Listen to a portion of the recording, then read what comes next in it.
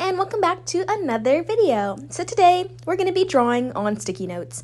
So originally when I started doing this video, I was actually going to do it in my sketchbook and have sort of a red theme because I've been really into Deltarune Chapter 3 recently, and Antenna from Deltarune Chapter 3 has been one of my favorite characters as it's been shared across many people online.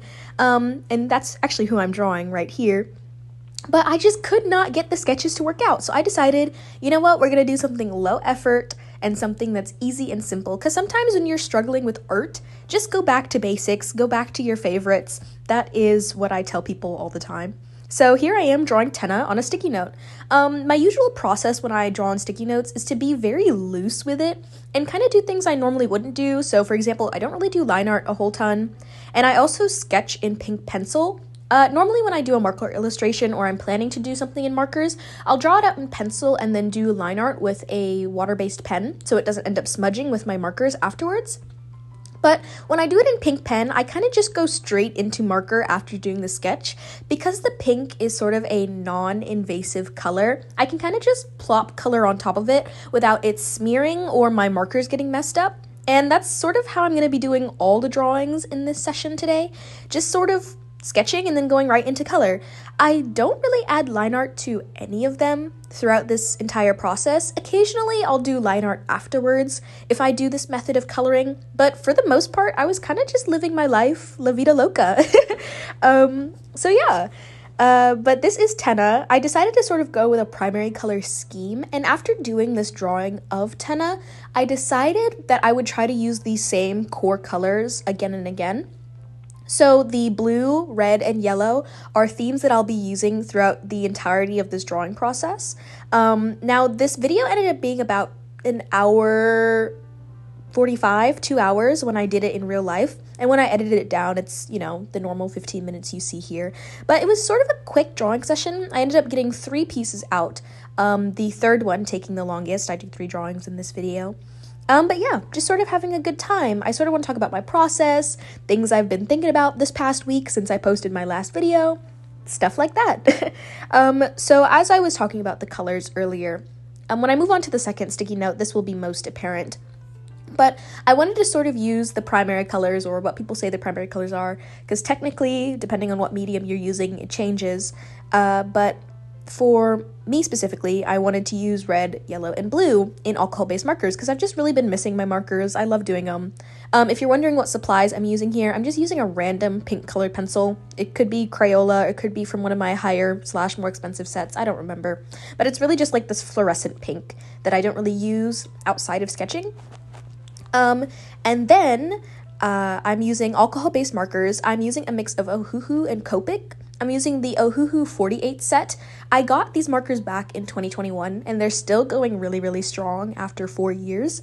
So totally recommend them. They're brush tip. Love them. Not sponsored. They're my absolute favorite art supply. And then the Copic markers I'm using are just ones that I've personally picked out throughout the years, specifically mostly in 2024. Michael's had a big sale, and I decided that that's where the markers I was going to use. So I have a few yellows, I have a few grays, just like refills of the Ohuhu markers that I can't buy in Singularity, so I buy them in Copics. And then I'm just drawing on regular old post-it notes, just like yellow. So occasionally I'll do green, occasionally I'll do like a darker yellow, but overall, I'm kind of just doing simple supplies that I have around my house for the most part. For this next drawing, occasionally I like to do these studies in my simpler style where I don't do as much with the eyes and the proportions, and it's very simple, and I like to use sort of one color for the entire thing, and then mix in other colors that are kind of funky or wouldn't appear normally in the color scheme. And I have done both a blue theme and a red theme, so I decided to do yellow because I haven't really done yellow often when I do these singular color schemes, and I'm sort of breaching into orange a little bit in this piece as well, but overall I just kind of wanted to use one color, make her blonde, and that's what I ended up doing. It was super fun. I didn't really talk about that one as much, so as I'm sketching this next one I will. It was just sort of fun. Usually when I do those color studies I like to mix and match how I shade things, and it's really more a study of saturation rather than a study of anything else. So yeah, that's just kind of how I vibe with it. For this next piece, this is the one that's going to take up majority of the video, so I can kind of slow down and yap about more things. As I'm sketching it out, I decided I wanted to do this elf girl, but I wanted to do a really intense lighting, but only using the three colors, or the three main colors, as I talked about before. I'll use variations in terms of value and contrast, but overall, they're mostly the same colors. It's red, yellow, and blue. I do add in purple as a transitional color between when I'm blending the red and blue, but that's about it. And I'm sort of just laying down my light sources here to make sure that I have the lightest colors. You see that I'm being a little indecisive as I'm going about because I don't really know how the lighting is working, and I'm also trying to figure out the planes of the face at the same time. I don't really delve too deep into the planes of the face because my art style is really simplified, and nor do I really practice it super often. So I don't really do the best at capturing the planes of the face. However, it's really important and integral to art, and I should really pay attention to it more. I just don't. I do art and I do it for fun and I love it. So that's what I'm kind of doing. But here I am sort of just laying down base colors so I can get stuff like highlights and shadows down. And I will incrementally get darker as I put in more shading. I actually love how this sticky note turned out. It was one of my favorite pieces to draw and color. And overall, I just think it turned out really well in terms of the blending and how intense it is. So yeah, I really, really like it. I'll keep explaining some more stuff as we keep going on in the process, but I'm kind of just swapping back and forth between markers. I'm blending a really intense red with a sort of pink color, so I can get a more subtle transition between the shading. And I'll end up deepening this a lot. Because I really wanted that contrast between the light and the shadows. So it was honestly really, really fun. 10 out of 10 recommend. So I think doing these sort of color studies is really important, and also really, like, I guess important is the best word for it. It's to make sure you understand how you can use your art supplies to their fullest extent. Because normally when I do marker illustrations, they are a little more simple and a little more planned out than these were. But the whole point of doing stuff like this is sort of stretch your art muscle. I'm sure most of you have heard that, like, the more you do or practice something, the better you get at it. And so if you're not retaining that information over time, it can get really difficult to remember what you're doing. And so when I take a really long break from markers, occasionally I'll do sort of a warm-up like these on a sticky note, and sort of get a feel of blending and shifting values and colors to really get that emphasis on what the colors need to be. At this point, I'm adding in the blue to really establish those shadows. And this is also when I'll introduce the purple, so it like blends a little nicer overall. But to make sure that like you're doing these low effort studies, because like when I started drawing these things on the sticky note, it was not to make them look like Vincent van Gogh or Da Vinci, as I love to call him. It was sort of just to establish what was going on. So when I did that first tennis sketch and then the monochromatic yellow girl, those were simple pieces that I didn't intend to, have them be super crazy or anything. But I really enjoyed them, and being able to sort of make these low effort pieces actually ends up being some of the stuff you like the most.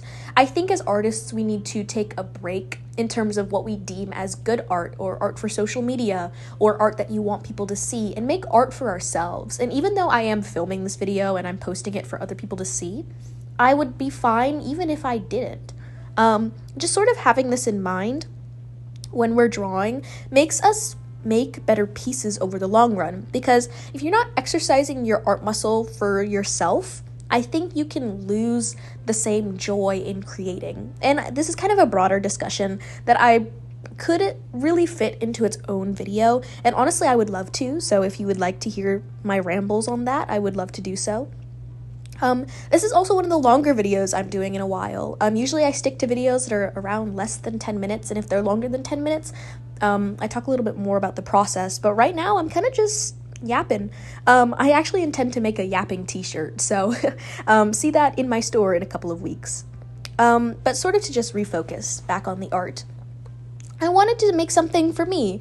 I wanted to experiment and have all these wild, crazy colors, because realistically, blending the skin in this lighting would not actually happen in real life, and using only the primary colors to make this sort of lighting is a very interesting goal, in my opinion. I think I executed it quite well. If I could manipulate this digitally, I would kind of stretch her proportions a little bit. I think they kind of got lost in the sauce as I was coloring, because the thing about pink pencil is it disappears after you put color over it. So unless you're putting really light colors down, like a really light yellow or really light blues, the pencil will kind of fade or blend into the ink you're putting on top of it. And so as I put more color down and I was blending a lot more, it got a lot harder to do other things. So I think if I had a little more leeway, I would probably fiddle around with her proportions a little bit more. But overall, I really like how this sticky note turned out. I put it in my sketchbook. I love it. It's so beautiful. Not to toot my own horn or anything, but I'm a pretty good artist. And I think that's important to remember as we, a collective creative community, no matter if you're doing art or singing or you're making physical 3D objects. I think we all need to remember how important and integral it is to just sort of enjoy even the simple things. And I think also having sticky notes as the border of creativity is really useful for artists as well. If you think about it, if you have a standard piece of paper like an 8x11, which is a normal printer sheet, you have a lot more room to put more art in one place, and all that white space can be overwhelming. But if you shrink that piece of paper down to its literal bare minimum dimensions, like a sticky note is what, maybe like 3 inches by 3 inches, roughly, maybe shorter than that, it becomes a lot less daunting. And also, because I feel like it's not the usual like white piece of paper in your face sort of material, it's a lot easier to condense because, I don't know, it's just a lot less pressure. Because if you're not drawing on a perfectly pristine white piece of paper, you can kind of just throw whatever you want on there. So I think that just lends itself to a broader discussion of what we're talking about.